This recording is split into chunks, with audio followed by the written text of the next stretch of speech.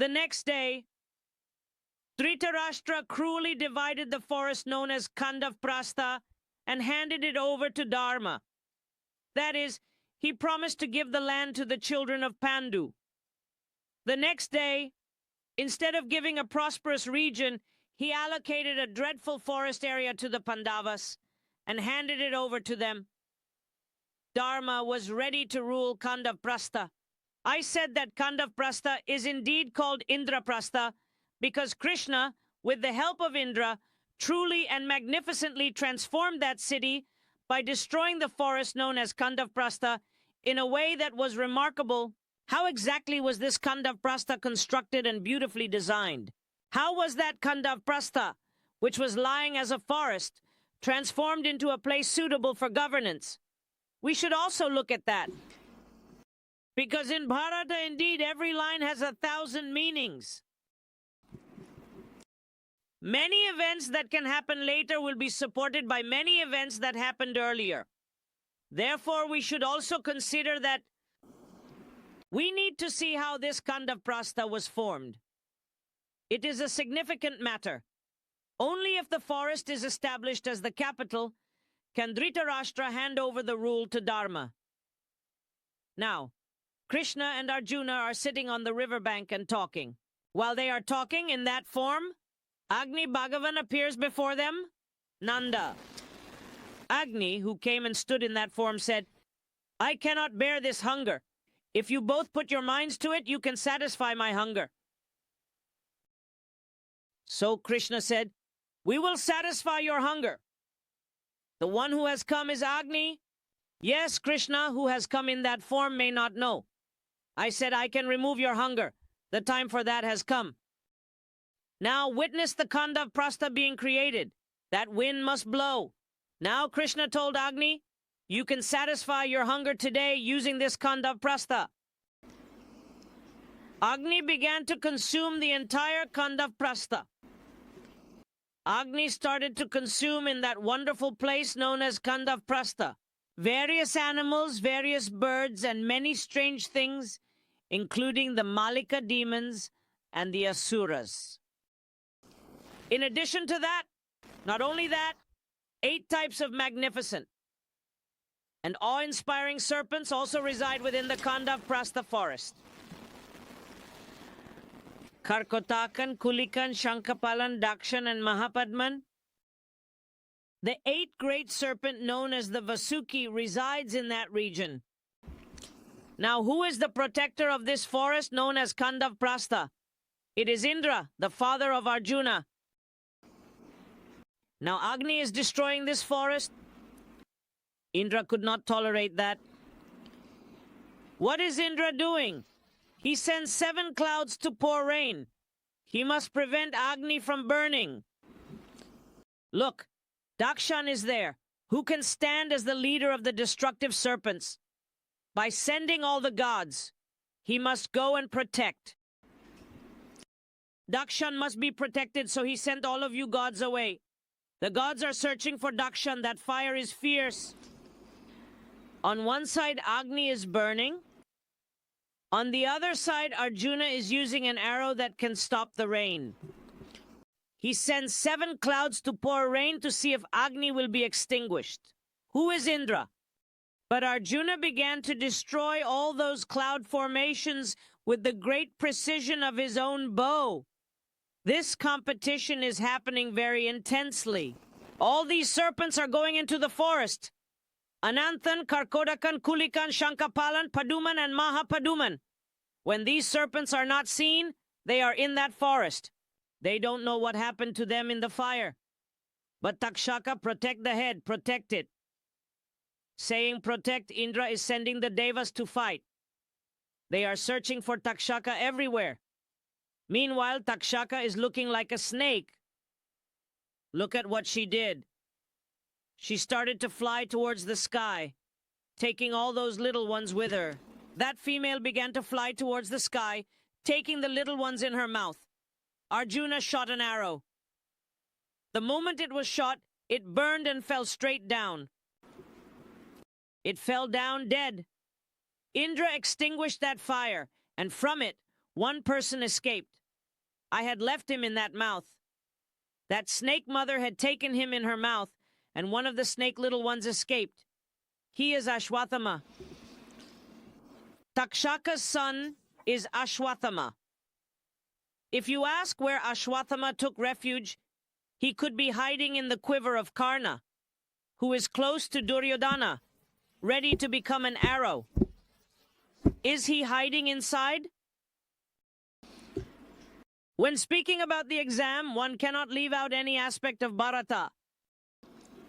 Let's see how Ashwathama, who was in Karna's quiver, transformed into an arrow. First, we must know what happened the day before. That is the essence of the story. The direction of the story will be clear to us. Pasusena went into the quiver and is now the one who has escaped. Ashwathama has escaped now. But they are searching Darshan. Now Indra is looking. He is looking for Krishna. Krishna is in that place. He sees Arjuna.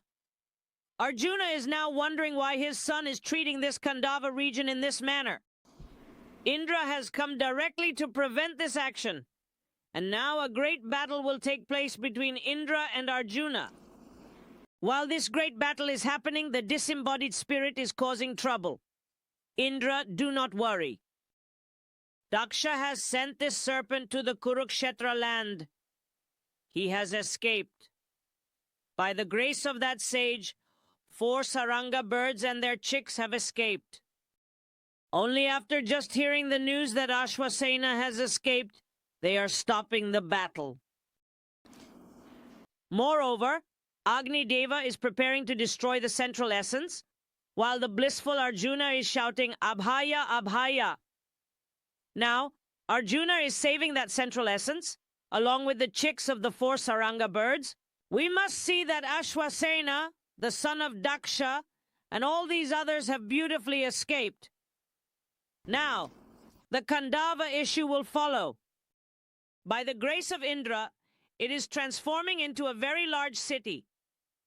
He is constructing a grand assembly hall to establish a quality rule along with his brother Maro. Maya is using all his creative abilities to create a marvelous assembly hall, or rather, a large lotus pond. The lotus flowers that could bloom there were said to resemble jewels. The 9 gems combined together, resembling lotus flowers, floated in the pond like a sculptural work. How beautiful it will be to see. All the kings are coming to see Indraprastha. Is it there? I don't know if I should just be idle. The Kauravas are coming to see what facilities we have to create this city.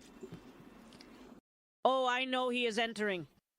If he dances like that, after seeing the palace, then it will look beautiful.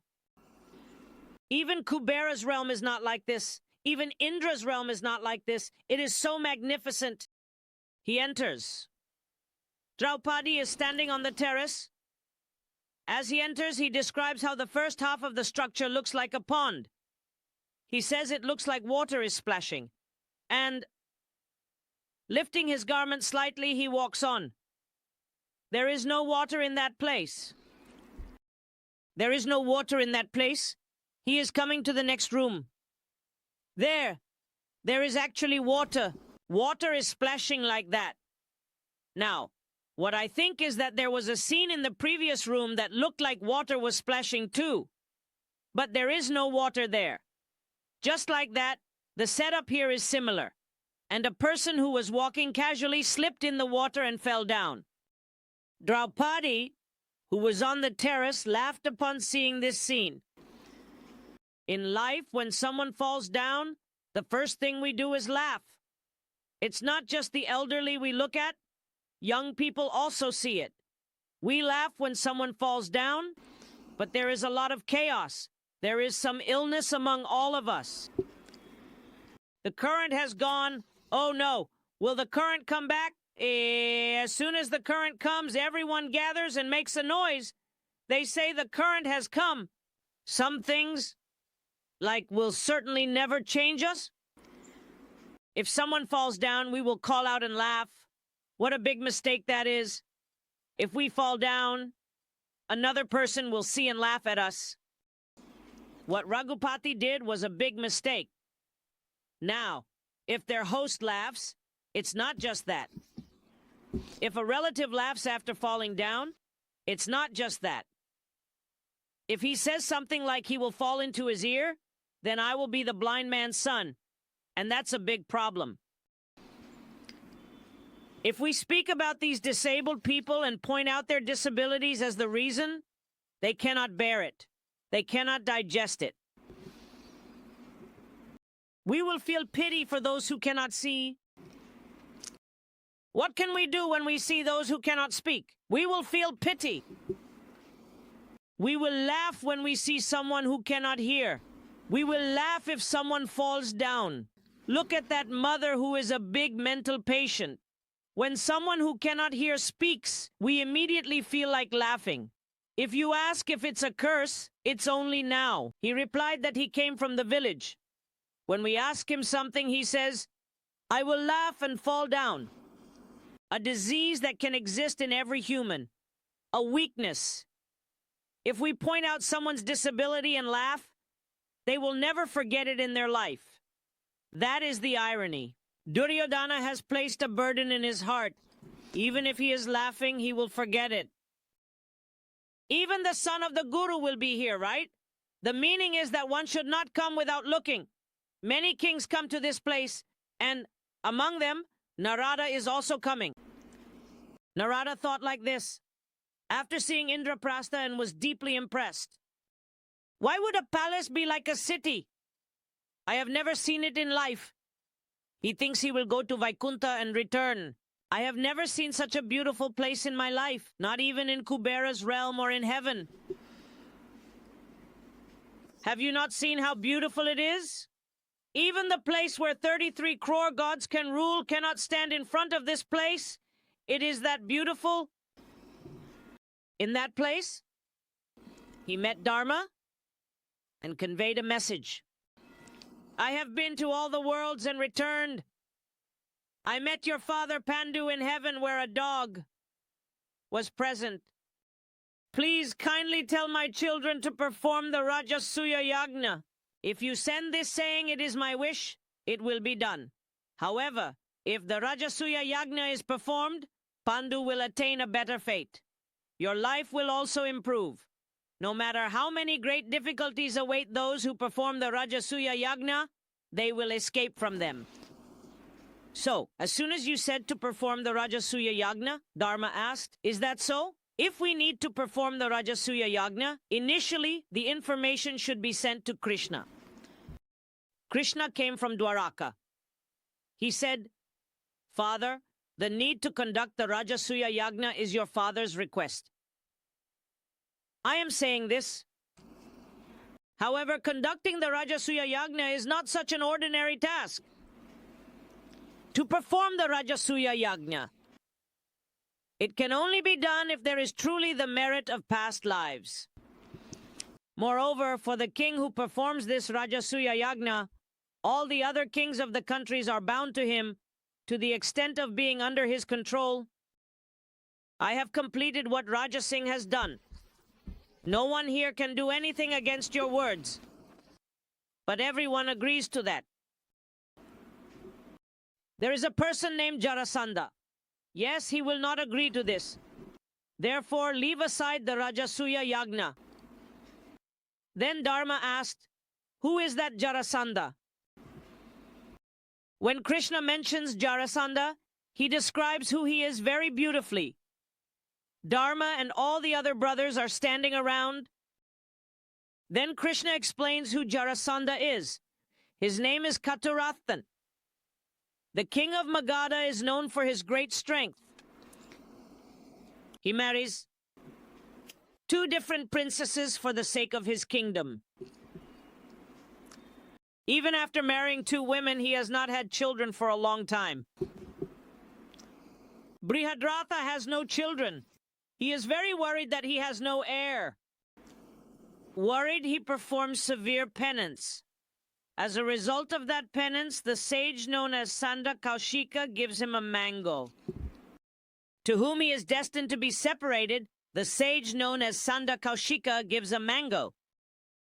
He brought that mango obtained through penance, divided it into two, and gave half to each of my two wives. Both of them ate it. After eating, both of them became pregnant. Now the time for the children to be born is approaching for both of them. They gave birth at the same time, but if you ask what the problem is, from one mother's womb, only the head came out. From the other mother's womb, the body came out. Now both have life. If you look, there is life in the head, and there is life in the body. Is it possible that one mother has only the head and the other mother has only the body? Have you ever heard of such a thing? Thinking about that, how severe the penance the mother must have done. Receiving the grace of Sanda Kaushika and getting a mango, I was so happy when I gave half to both of you and you became pregnant. But today, that fetus has come into this world with only the head, while you have only the body. Such a great cruelty. A cruelty that no one should witness. A cruelty that should not happen to any mother or father. If it continues like this, what can be done by just keeping this? What can be done with just the head and just the body? Immediately what he did was, his wife calmed both of them and he took the body and the head outside the palace and threw them away.